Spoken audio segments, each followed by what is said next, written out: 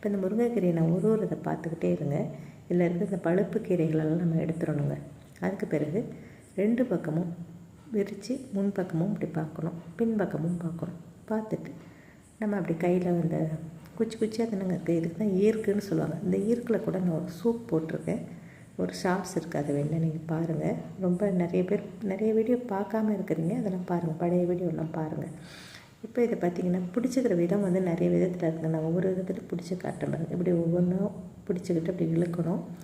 அது ரொம்ப ஒரு கீரையாக எடுக்க வேண்டாம். இந்த ஈர்க்கிலலாம் ரொம்ப குச்சியில் நிறைய சத்துகள் இருக்குது. அதனால் வந்து நிறைய கீரையை பற்றி நிறைய பேசலாங்க. நமக்கு எல்லாருக்குமே இப்போ எல்லா விஷயங்களுமே தெரியுது. அதனால் சத்துகள் அதிகமாக இருக்குது கீரையில்.